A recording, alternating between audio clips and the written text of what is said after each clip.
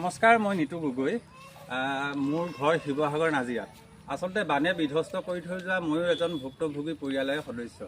তো আমাৰ কিছুমান আপোনালোকক ক'বলগীয়া কথা আছে যে আমি সাহায্য পাইছোঁ, আমি নোপোৱা নহয়। আমি খাদ্য সামগ্ৰী পাইছোঁ, যথেষ্ট পাইছোঁ। আমি 10 দিন বা 15 দিন পৰ্যন্ত আমি চলিব পাৰিম। কিন্তু কথা এটা হ'ল যে আমাক এনেকুৱা ধৰণৰ কিছুমান বস্তু প্ৰয়োজন আছে, যেনে লেপ তুলি, বিচনা চাদৰ, আঁঠুৱা। আমাক ধূপ নালাগে, ধূপে মানুহক ক্ষতি কৰে। সেইকাৰণে আমাক আঁঠুৱা, বেডশ্বীট, লেপ তুলি, এনেকুৱা ধৰণৰ বাচন বৰ্তন আমাৰ নোহোৱা হৈ গ'ল। আমি এইখিনি বস্তু, আমাক এইখিনি সামগ্ৰীৰ কাৰণে আপোনালোকে আমাক সহায় কৰক। আপোনালোকে দেখিছে, এয়া নিজৰ ব্লেংকেটখন তেখেতে এনেকৈ লৈ আহিছে। ঘৰত ধুবলৈ সুবিধা নাই, তেখেতে বেলেগ এঘৰত, অইন এঘৰত এই ধুবলৈ লৈ আহিছে। তো আপুনি কি ক'ব? গোটেই বস্তু নষ্ট। ভণ্টি ঘৰ আছে, ভণ্টি ঘৰলৈ নি মোৰ গোটেই দেহাটো কৰিছে। এৰি দিব নোৱাৰোঁ, আমি দুখীয়া মানুহ, পেলাই দিব নোৱাৰোঁ।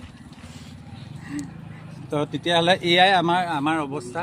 তো আমাক এনেধৰণৰ সমস্যাখিনি সমাধান কৰি দিয়ক। লগতে আমি আৰু এটা কথা ক'ব খুজিছোঁ, যিহেতু কিছুমান অঞ্চল ফেচবুক বা ইনষ্টাগ্ৰামত ভাইৰেল হৈ আছে, যেনে বেতবাৰী, নিমাইজান, তেনেকুৱা অঞ্চললৈ প্ৰায় সংখ্যক যি বান সাহাৰ্য দিবলৈ আহিছে, তেওঁলোকে তেনেকুৱা অঞ্চললৈহে গতি কৰা দেখা গৈছে। কিন্তু আমাৰ অঞ্চললৈ তেনেকুৱা ধৰণৰ বস্তুখিনি অহা নাই। আমাৰ এতিয়াও আমাৰ নদীসমূহত পানী শুকোৱা নাই, কিন্তু আমিও অনিশ্চয়তাত ভুগিছোঁ, আকৌ পানী হ'ব নেকি। আমাৰ এইখন দেখিছে আমাৰ দলংখন, আমাৰ দলংখনৰ সন্মুখৰ যি মাটি আৰু দলংখনৰ এটা চপৰা খহি গুচি গৈছে। এই দলংখন আমাক মেৰামতি বা মাটি কিবা সুবিধা কৰি দিব পাৰে নেকি। এইবোৰ চাওক, আপোনালোকে লেপ তুলি এনেকৈ মেলি থৈছে। এই লেপ তুলি বাৰু শুকালেও যি ইয়াৰ পৰা দুৰ্গন্ধ ওলাব, ই বাৰু মানুহৰ কাৰণে হেৰি